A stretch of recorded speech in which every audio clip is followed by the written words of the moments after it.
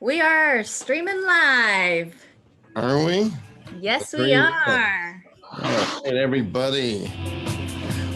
Let's do a how about this, Nari? For this that? time, let's try a electronic intro. Ready? Ooh, yes. Hello and welcome to Escrow Tuesdays. This is Charles and my co-host Narhi Nguyen, and we are live on Facebook. Oh, wow. All right. Now, is that Siri or is that Alexa? That might be. We have no idea. But anyway, hey, welcome to Escrow Tuesdays. Like I said, Charles Swarbrick here, and my co-host Nari Nguyen. Oops, the ha-has are still going here. All right.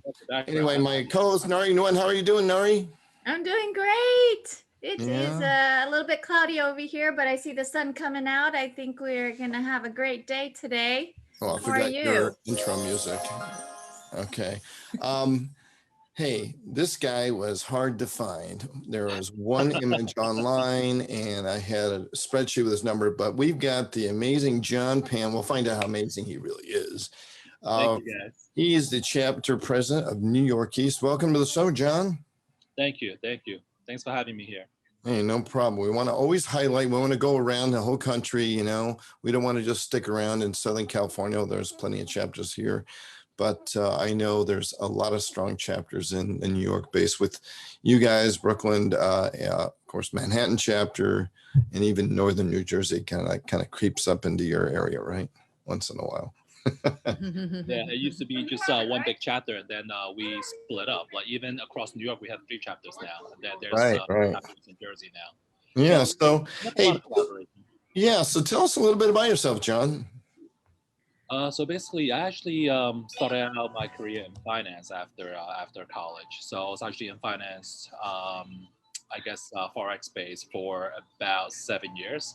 And see, what I love with some business people, Nari, they start off, you know, from age 28 or 30. They kind of skip that painful childhood, you know. It's like, yeah. Come on, give us a little story of were you born in? Are you a New York, native, or you?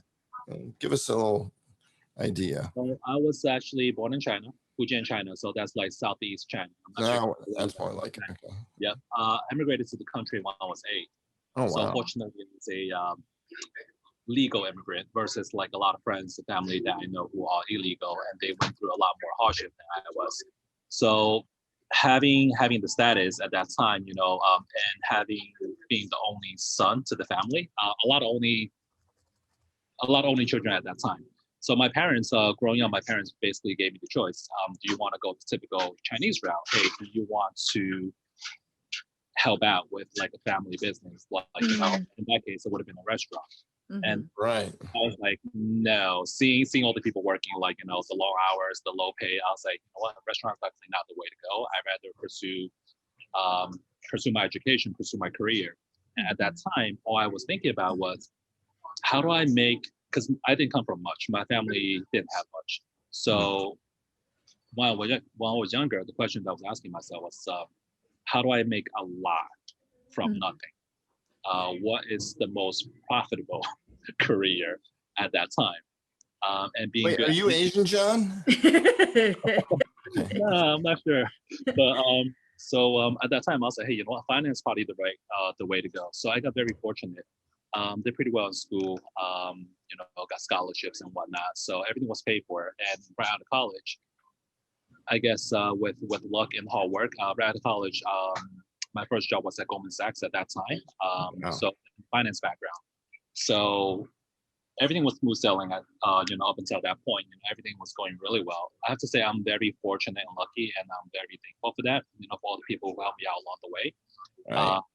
So the financial crisis had been back in 08, 09. At that time, it really hit me because all my friends around me that I worked with, my second family basically, they were all being let go left and right, you know, one at a time. So it just became an environment. It became an environment where you feel like it's not healthy mentally to work at, you know.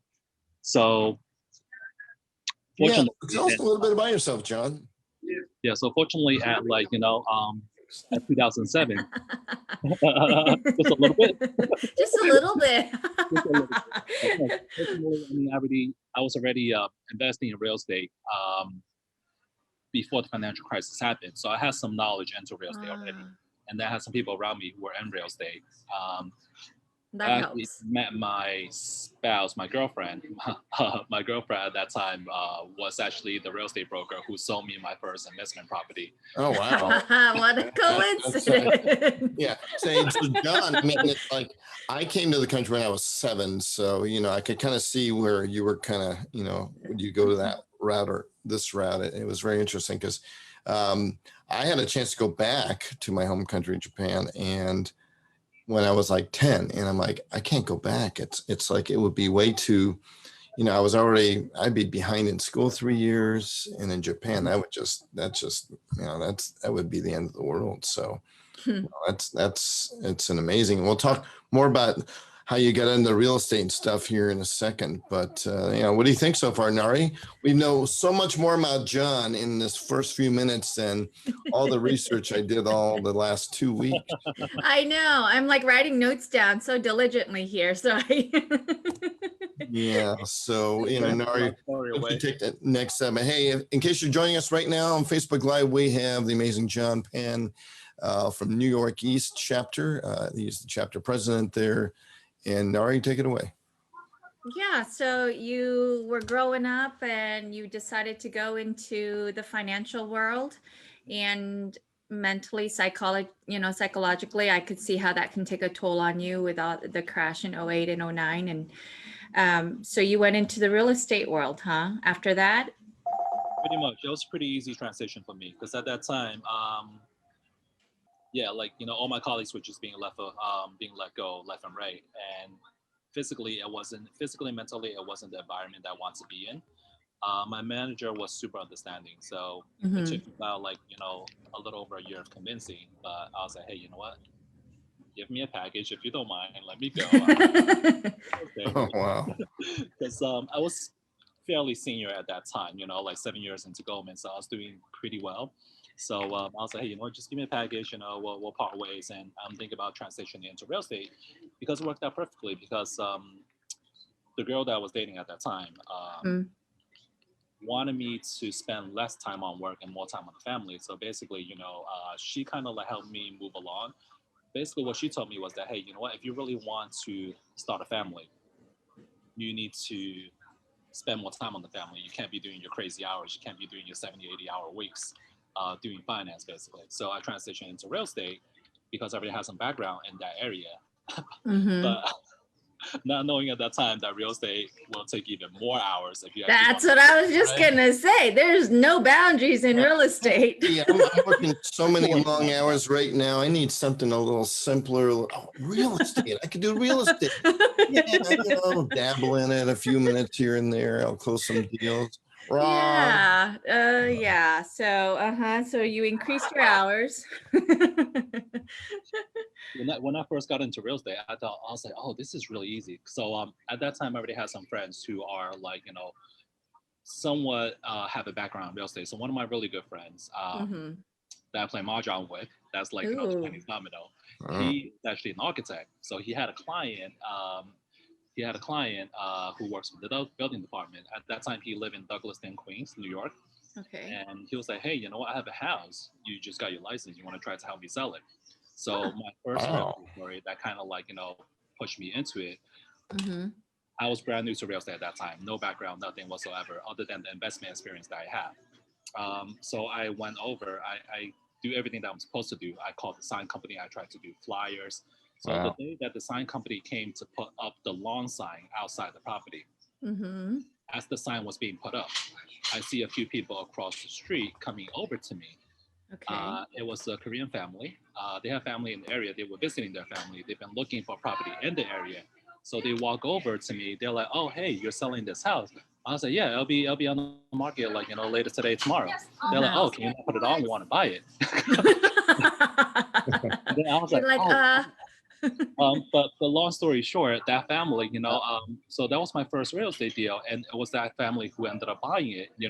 They had the house on the market for like a week or so, but the price was pretty good, and because of the proximity and the location, they were willing to offer the premium that the seller was looking for. So yeah, so basically, I was like, wow, if real estate was this easy, I should have I been doing knew this. it. Yeah. Really? You're like, this is Well, easy. Ivan Troy is watching us on Facebook. He says real estate is like an ATM machine, Want to ever take any money out and draw it out? We've got Esther Chow from Tri-County is watching, along with Margaret Lynn from the East Bay.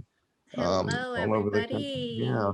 So, yeah, boy, that's, I mean, it's interesting, right? To get your first listing, someone goes, hey, you just got your license. Hey, you want to try to sell my house? I mean, it's usually like, hey, you got your license. Call me back after 5 years. I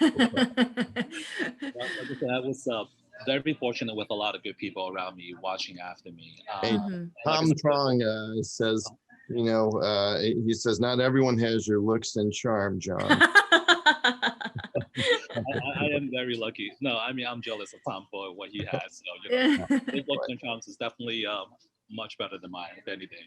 So, no, I was very lucky. But there is that little bit of twist to that first deal that I did. So that first deal, closing day.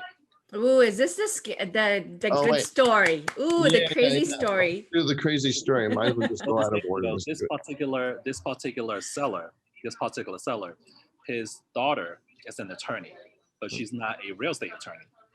And then he was like, hey, you know what? Why don't I just represent myself? I'll have my daughter represent us instead of having a real estate attorney. So something that's different about New York versus a lot of other states. Almost all transactions, I would say like 99.9% of New York transactions go through attorneys. Right. Because of the complication, because of the price point, because of the legal implications involved. So the seller decided to use his own daughter as their attorney. Mistake number one. Okay.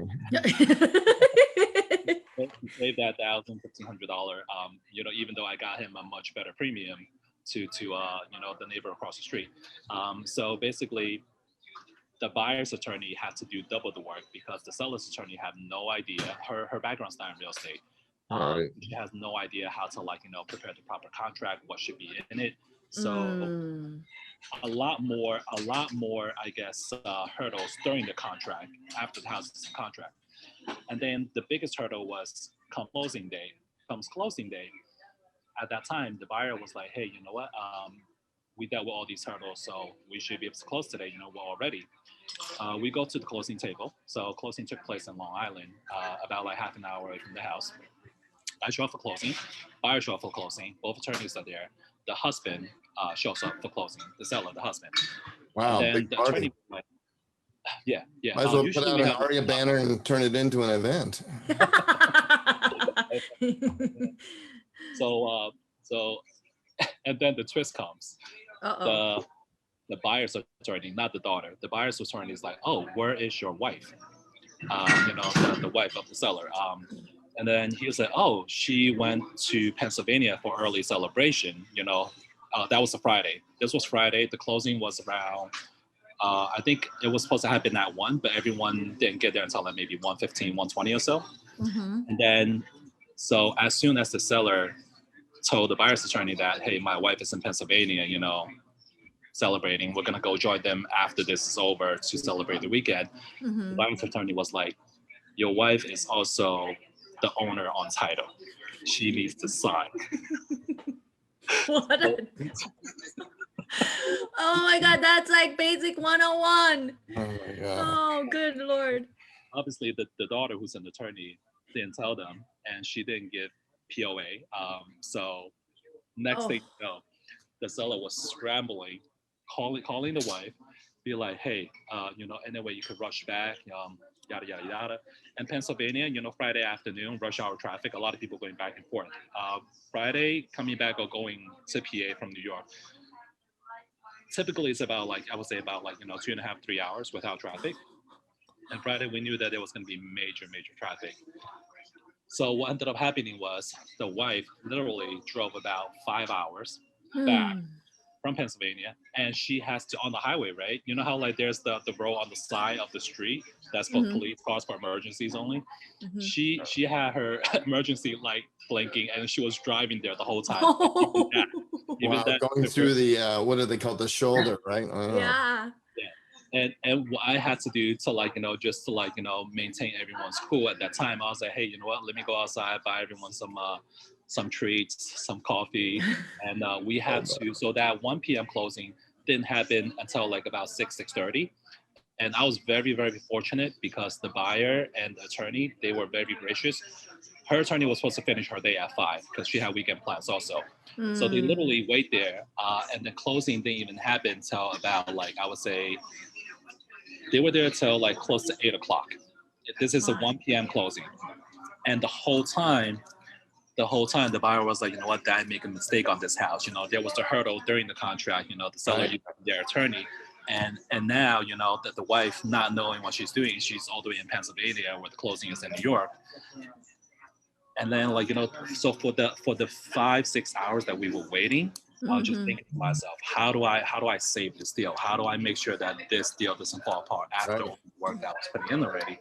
So, just talking to them, keeping the communication open, maintaining their cool, talk about the topic to distract them, just to make sure that, it was a long, like 5.5 hours of waiting time.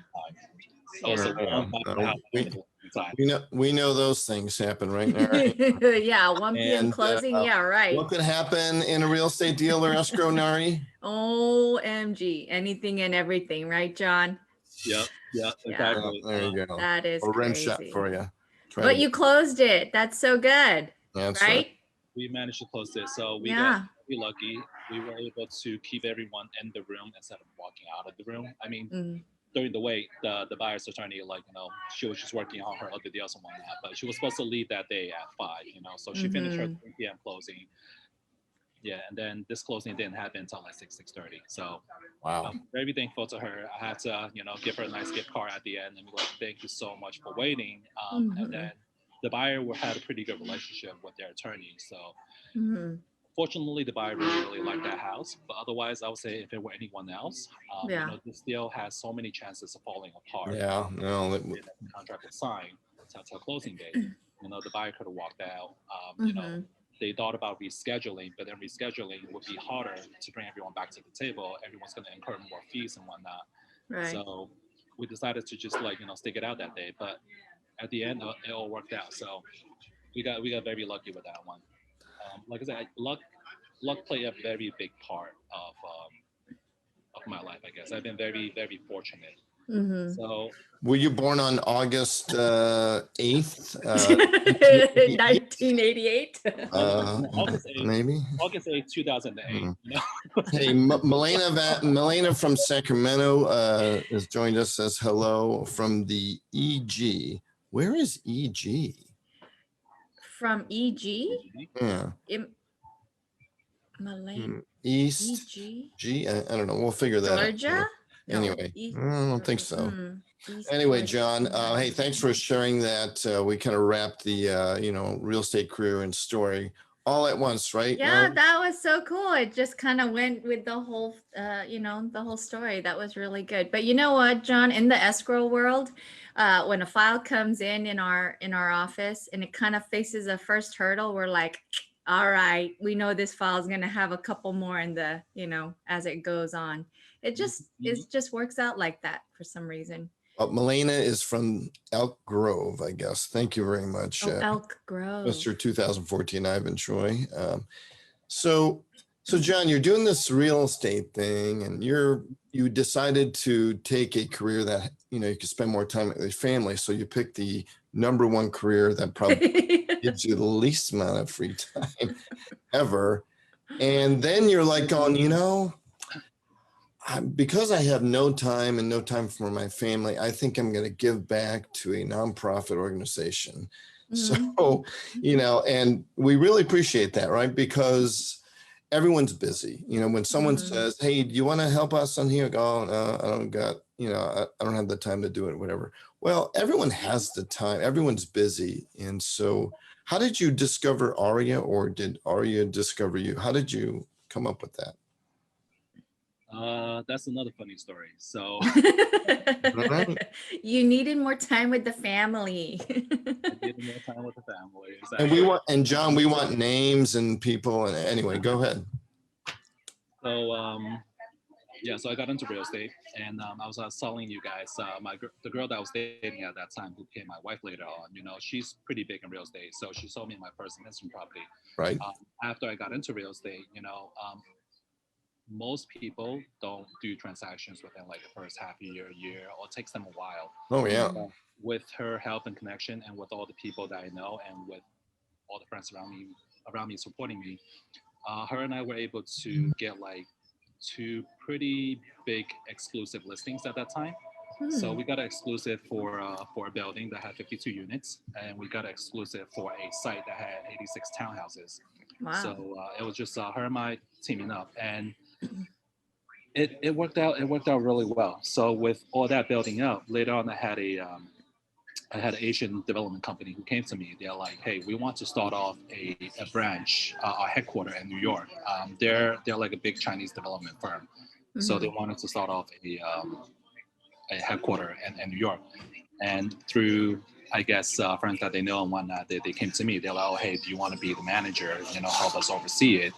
And at that time, I didn't really know what that entailed. I was like, "Okay, you know what? It's a little different. You know, time to do management for a change." You know, I was willing to take that on. Not knowing that this was actually a pretty big development company. They were developing in like about 13 different cities in China at that time, and they were putting up like huge mixed-use complex. So big skyscrapers with shopping on the bottom and residential on top. And then through them, you know, I got to tour certain part of China as I would never have been to on my own. So it was very nice. So basically, that company, like, you know, added to my resume. And maybe about 2 years into doing that, Sotheby's approached me. Sotheby's approached me because at that time I was already doing deals on Long Island. So one of the Sotheby's brokers who I'm a good friend with approached me. They're like, "Hey, with your connection and everything, and with all the Asian people buying into Long Island, would you like to come over to Sotheby's? We'll start off a Asian desk within Sotheby's, and you can help us oversee that Asian desk, you know, across all our firms." And Sotheby's at that time was the premier luxury firm of Long Island, basically. You know, if you look at all the houses that are sold for $3 million plus, Sotheby's did like a lion's share of that. Like, And they got most of that stuff, right? Yeah, just like AREAA has the lion's share of all Asian nonprofit activities, right? So where are we going here with this? You know, we're at Sotheby's after the 55 unit development. Yeah. And then within just a couple of months of me getting involved with Sotheby's, they're like, "Hey, we know of this organization. It's called AREAA. It's called AREAA. We think you should get involved." So one thing after another, they're like, "Hey," at that time they actually didn't know that there were already more than one chapter within New York. There's the Queens and Long Island chapter, which is New York East, and then there's the New York Manhattan chapter. So at that time, they're like, "Hey, you know, AREAA has a big event. Why don't you go check it out? I know they're looking for more directors on the board and whatnot. So go apply. You know, we would like to have you represent us as a company to have that." I guess. Right. That's kind of cool. So it's kind of more sponsorship driven in a way. Say, "Hey, we want one of us to be in that mold," and that definitely does happen, Ari. Right? I mean, it does. Yeah. So not knowing that I was applying for the New York Manhattan chapter, because at that time I had no idea what AREAA was. So, so basically through Sotheby's, I got introduced to AREAA. So I'm very thankful for that. And then, so I actually got involved with the New York Manhattan chapter. I became their board of directors for about 3 years. Right. This was about what, 2016, 2017, or a little bit earlier? Earlier. So this was probably about like 2014, 2015. So I've been involved with AREAA for about 6-7 years now. Right. So 2014, 2015. At that time, there's still like, you know, a lot of activities going on in the high end and whatnot. And then with AREAA, So Sotheby's intention was, we see that a lot of the high-end purchases were Right. made by Asian clientele at that time, because at that time it was still very easy to get money into the country. People were Right. buying properties sight unseen, basically. Right. So Want those times to come back. Oh, money from China. Yeah. Oh, no. we definitely need those signs to come back. So that's how I got involved with AREAA, and then I've been very, so basically the way that I do things, right? It's either I do it or I don't. So once I got involved with AREAA, I would say like by the second AREAA meeting that I went to, I submitted my resume to them. I was like, hey, I'm becoming a board of director. I would like to have an interview. So at that time, Cassandra was the New York Manhattan chapter president. So basically, Cassandra Cho. So at that time, it was they onboarded 4 board of directors at that time. It was myself, Joanne Chu, Julie Kahn, and one other person who left like maybe only a month or so into her directorship because she had other obligations that she had to fulfill. So I became involved with AREAA New York Manhattan, and after being involved, I was like, wow, this is a great organization. You make a lot of friends. Right. You get a lot of good connections. A lot of people that you could potentially refer business to or receive business from in other regions. And I have received multiple referrals. It is definitely off. It pays, right? I mean, it's definitely better to know the person until I have seen them than to call someone out of the blue and be like, hey, I have a referral for you. Right. Well, right. And that's the difference, right? Even when you're with a large national company, and you refer something out to another person that works for the same national company, it could be a different franchise, but you just don't know them. But if you go to a AREAA National Convention, you meet a lot of people from all around the country. It's so much better to refer to a person you've actually met and can track and follow. So it's so quick. Who was that one person though, John, that, because there's only 42 chapters in existence out of about 17, membership in AREAA, as you know, and such a small percentage. So going from hanging out at events, being even a board of directors, to being the president of your chapter, who was your influencer that made that happen? I would say it's probably a few people. It was probably a few people. Okay, let's start that list. Names. Come on, get out those names. We want to give them credit. I would say the key player is my partner, my real estate partner, Andrew Wu. He was actually former New York East president.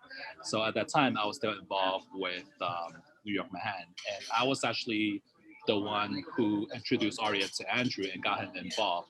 So at that time, what we had in mind was, I was like, hey, why don't you get involved with New York East so we have both chapters covered? And then we had Lee. She was involved with New Jersey. So we were planning. We're like, hey, if all 3 of us can become chapter presidents at the same time, we can remerge all the chapters back to one. Oh. You're all scheming stuff. Andrew Wu is a great person, as Ivan Choi pointed out. So no, we really do appreciate that. But no, it just takes a big commitment to really, run a chapter. There's so much stuff involved. And most people don't know the backstory of how they got involved. Some people are very quick and have only known about AREAA for a year and a half. They're suddenly a chapter president. Some have been, involved for 10 years and, get that desire. So we really do appreciate that, John. But thank you for drinking the so-called AREAA Kool-Aid like little buddy back here has. It's always great and fun, but let's see here. We got. Uh-oh, look at that. What do we have? What do we have? I have no idea.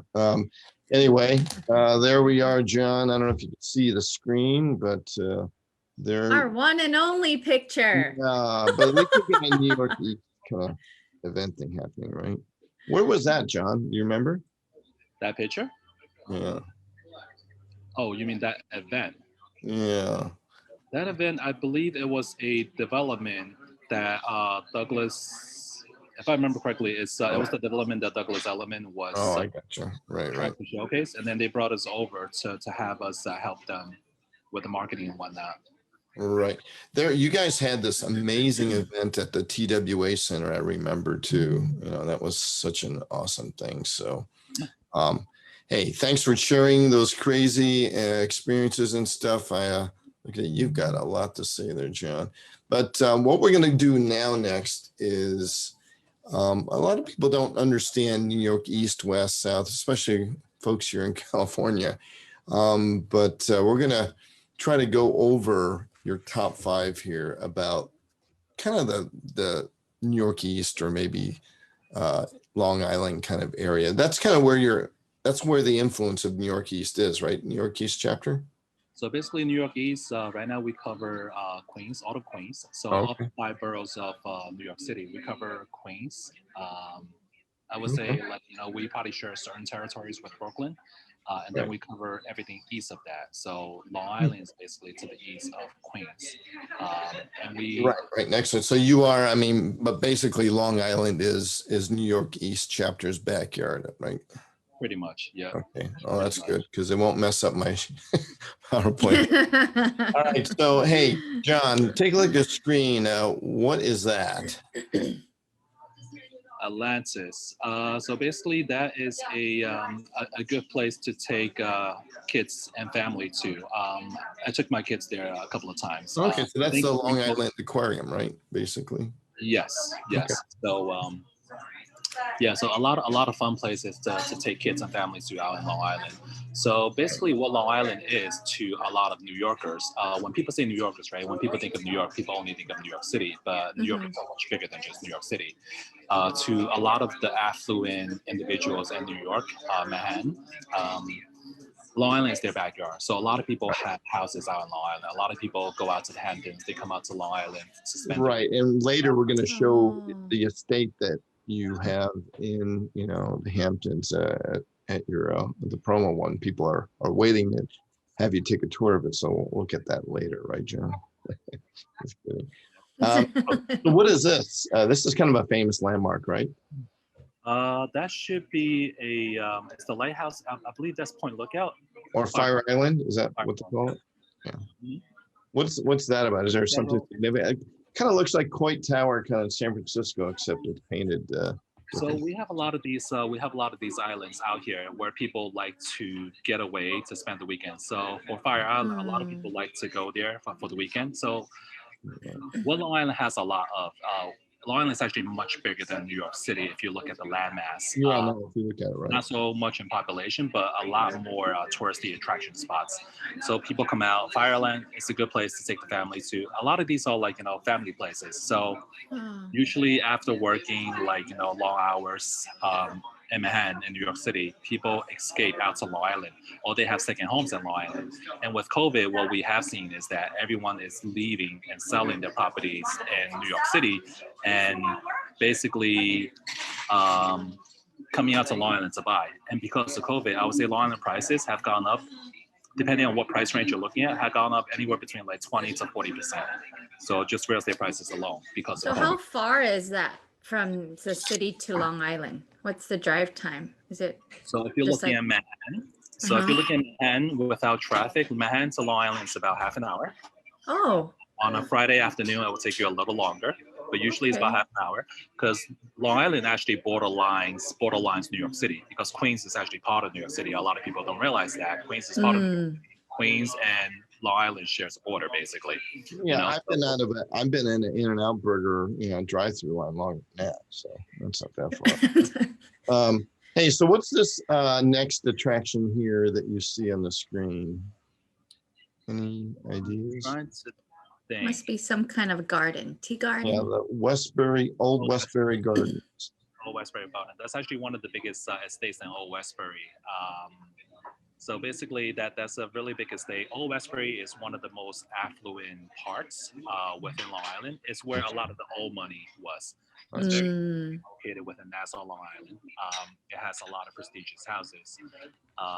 So basically, that's a good place for people to go to visit. There's a couple of places. So Old Westbury Garden, We also have the Ohika Castle, like places where people do a lot of like events, weddings and whatnot. Right. So you guys have then a lot of, that's what's great about, your area. Seems like there's so many choices of having events. Of course, when we open up completely again, sometimes in Southern California, because everything gets really used up, there's not a whole lot, of historic places to put them, because it's kind of a fairly new state.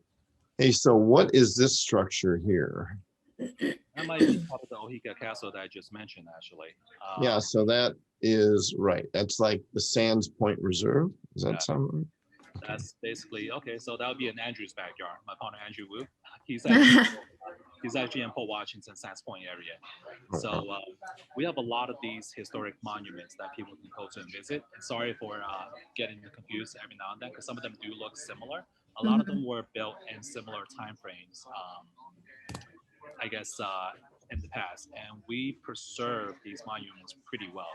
So I'm not sure about other states, but I know in New York, there's a lot of historic monuments where, like, regardless how much you develop a certain place and area, they do not allow you to touch, these historic monuments. At least you have to keep the front facade or like certain these monuments to preserve. Yeah, I'm gonna keep it low. We have a lot of these across Long Island. Well, here's another one that also is pretty famous, I've heard. I guess this one is what, the Vanderbilt Museum. This was like the crow's nest or whatever they call it, or yeah. So basically, Vanderbilt Museum, I'm not a big museum fan myself. I think I've been there once, to be honest. Yeah, that's more than me and Nari have. So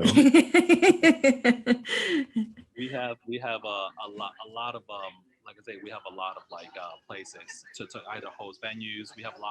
We also have a lot of country clubs. So lately, a lot of the venues, because of COVID, has been held at country clubs instead of at like some of the more public locations. Right. So a lot of museums all across Long Island, a lot of like, a lot of good places to visit, a lot of good places to eat, a lot of different real estate, a lot of different history. And the funny thing is with, so something quick, just a quick, I guess, real estate background into Long Island for those of you who are not familiar with New York.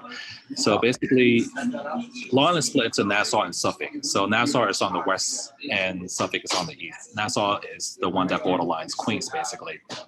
And Nassau, the real estate prices are much more higher on the north. And that's what we call the Gold Coast of Long Island.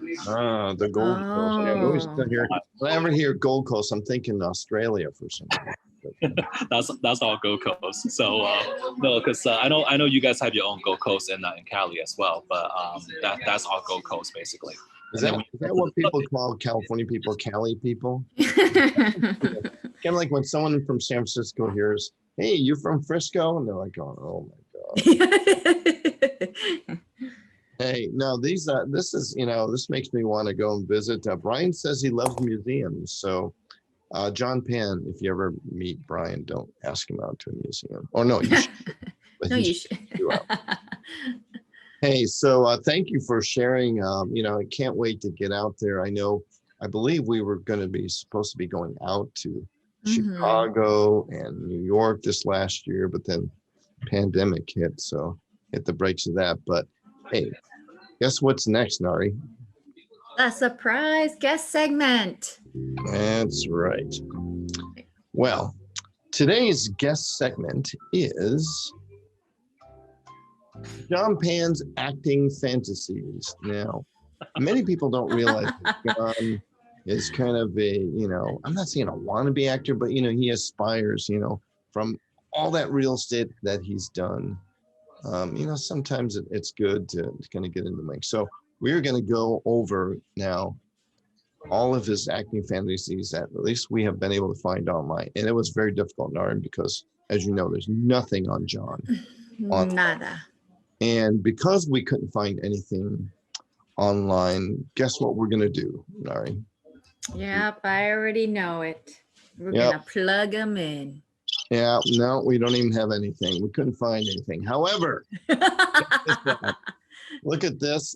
We are now going to cover, because we couldn't really cover his See, but that guy in the suit, that looks like him, right?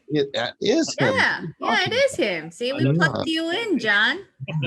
All right, well, this is, in your honor, John, we are going to cover the top Asian films of all time. So what I want to do is we're going to put up a kind of a photo or whatever, and you're going to have to guess at which film that this depicts. So you ready, John? Sure. Yeah, ready. It'll be a much, but we'll try. Let's do it. All right. Yeah. What is this? Crouching Tiger, Hidden Dragon. Wow. And that wasn't even like the main character. And it was like, boom, you know, Yeah. oh, I know my Bond girl, Michelle. Yeah. Yeah, right. And what an amazing movie that was. And by the way, this top 5, I have no idea. We just picked them out randomly that came to mind. I'm yeah, sure our department just people kind of over put it there. together. Yeah, Brian, no dirt. I know. Well, we'll dig some dirt on you, Brian. So, all right. Number 4. We shouldn't have number 4, should we, Nari? Maybe we should have number 3.5 next time. Yeah. All right. Well, anyway, what about this movie?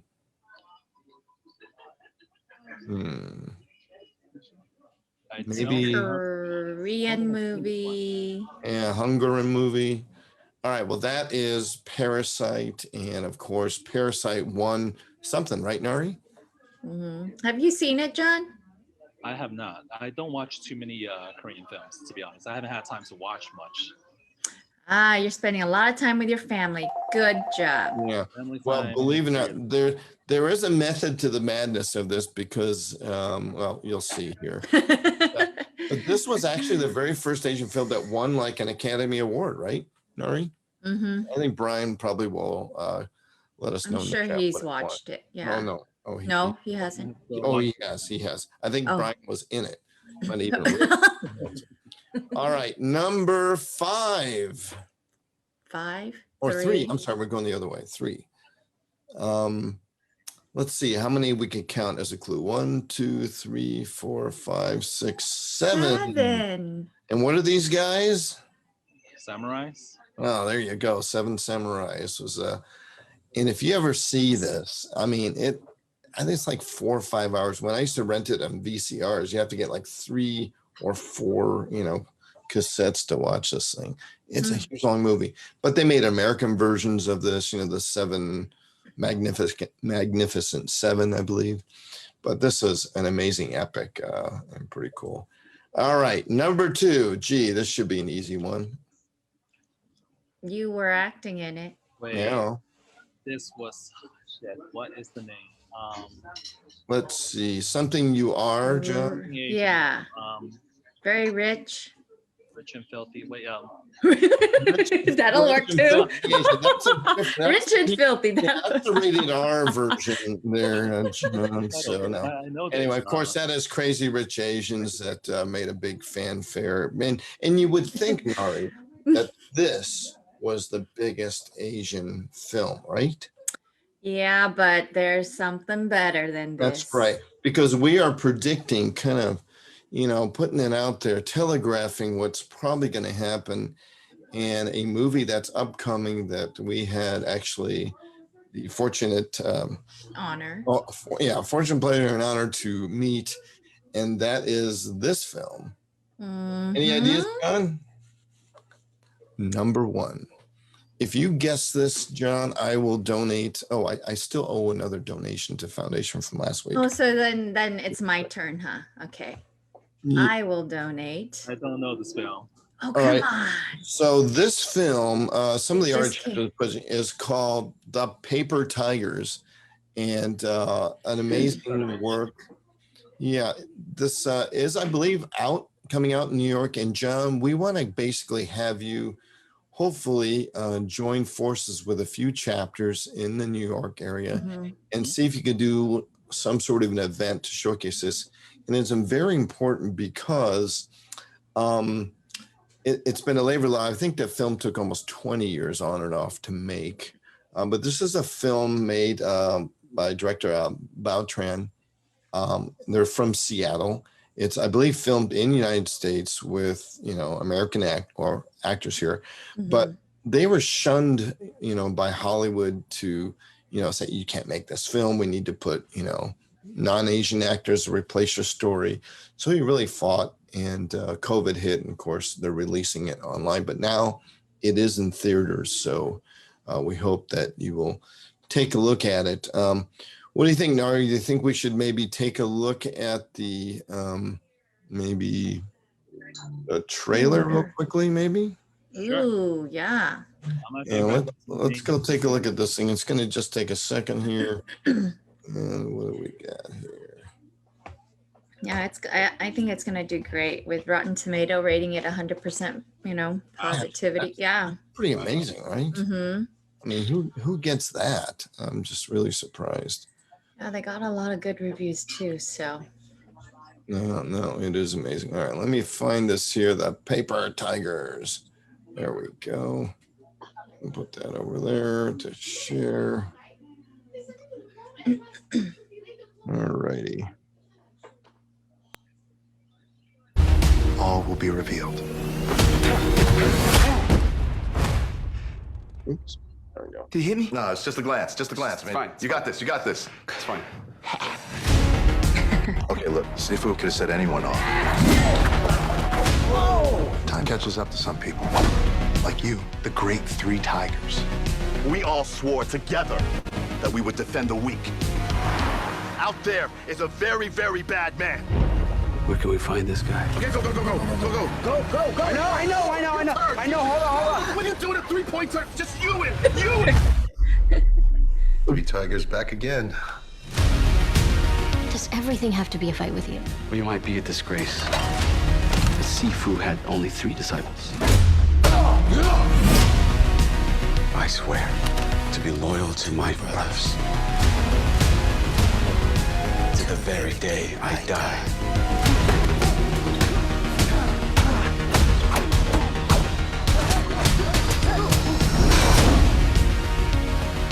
If you guys looking for fourth tiger, I take karate. Let me know. All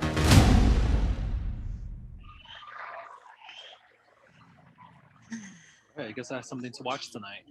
Yeah, right. I mean, it's pretty amazing. And so what we're encouraging is the Seattle chapter had an amazing, event where they helped them film showcase. And, we need to really support them because, you have this one fleeting moment of Crazy Rich Asians comes out or Parasite, but then, it kind of goes back to, Asians just not being in the spotlight. And I know a lot of Asians don't like to be in the spotlight, just like John Pan here, who has nothing online or internet. But, these people, it's just great that they've done this. And so we're trying to organize perhaps 2 more events, one in Orange County here, because it's a Vietnamese filmmaker. And then hopefully, John, you and the leaders there in the New York chapters can host maybe kind of a viewing, with one of the private screenings or by other theaters. So anyway, we'll get that to you, and we hope we'll be able to get that going. I think that just would be awesome. So, all right, Paper Tigers, what more can you ask for? Let's get back to the program here. So, all right. Yeah, just looked like a really cool thing. There you are again, and thank you for surviving the Escrow Tuesday. But hey, we've got a brand new segment that we unveiled about 2 episodes ago, John, and that is what is it? What is it? Dun-dun-dun-dun. Dun, dun, dun, dun. I think it'll be maybe the Blank could be- space. yeah, You it could be get to blank fill space. yourself in.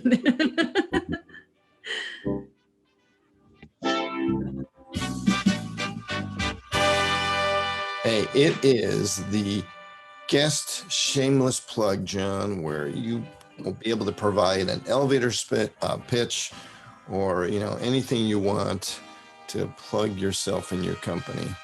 Take it away, John. Wow, you guys are really putting me on the spot here. Absolutely, realtors love that.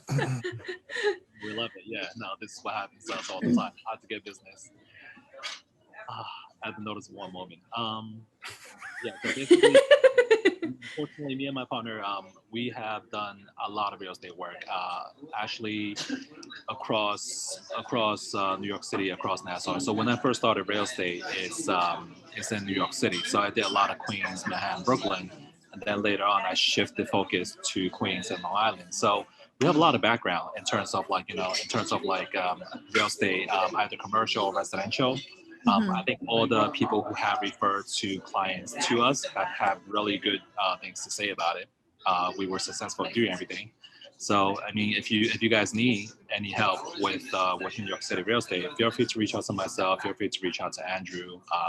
We would love to help you, either purchase your dream house or help you get the best price for your property.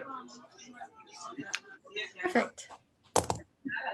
All right. Thank you very much, John. Well, I am sold, aren't you? Yep.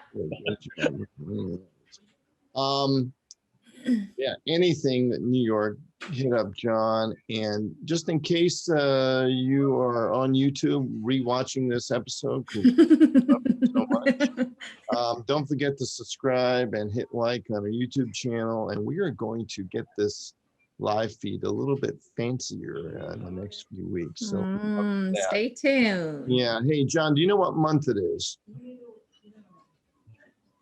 It's the Asian Heritage Month. That's right. So you guys, there's a lot of events happening. This is the month to really kind of bring us out in the forefront. And yeah, there's been a lot of bad stuff happening, with violence against Asian Americans and things. We just got to spread awareness and love and take care of things. And hopefully your chapter might be doing something upcoming. Anything to plug for AREAA Chapter New York East, John? Yeah, so we were actually involved with a few charity events for COVID. For this month, I personally participated in one of the events that protests basically the Asian hate. So we had a anti-Asian hate protest early in the month. Later in the month, we had something not related to Asian heritage, but we're trying to explore the connections and the reason behind all the business between New York and Florida. So we have a lot of people from New York who travel down to Florida and vice versa. So we're trying to have an event that would be later this month. It will be a pretty big event. Us and the Florida chapter are joining forces. We're trying to put on an event to educate audience from across the different states of the country. Why Florida? Why New York? And what's the similarity? What's the difference? Why are people moving back and forth? Why are these big companies, sending people down to Florida and vice versa? So stay tuned. That will be later this month. I think the tentative date right now is the 27th. But you'll see a marketing flyer coming out very soon. That's awesome. We love to see activity down there. We'd love to get over there one of these days. Well, hey, John, upcoming is also an equally elusive person here. That is Michelle Joyeux from Orlando. And then next we have this person here. Any guesses? That is Agnes Santos from the Inland Empire. Where's Inland Empire? It's kind of the east, far east part. In-person events. So yeah. So well, anyway, she's out of Inland Empire, Los Angeles area, and then we've got this person here from the EG. EG. So you were saying? Yeah, exactly. Yeah. Elk Grove. You learn something new every day, right? So, hey, John, thank you very much for joining us. We had to get a little more creative to figure out who was where. So, a very interesting outfit you're wearing, that transition from that color and John. Oh, goodness. Down the back. So sorry I had to resort to stuff like this because I have nothing on you. But here's a more realistic version, of an event. I don't even know if you were at this event, but we put you there anyway. That was actually the TWA event. Yeah, exactly. I'm sure there are plenty of photos from that event, but yeah, it was a great event. All right. Well, hey, again, John, we really appreciate you joining us. And I know you're pretty shy on multimedia, whatever. But we got you on. And we're looking forward to more amazing things from you and your chapter. And hey, everybody, Facebook Live and YouTube, any real estate that's happening in New York, there's one person to call and contact, and that is your very own John Pan, Thank you so much. New York East. And John, if you got any real estate deals that need escrowing and titling and all that kind of stuff, contact my co-host here, Nari, right? Our escrow.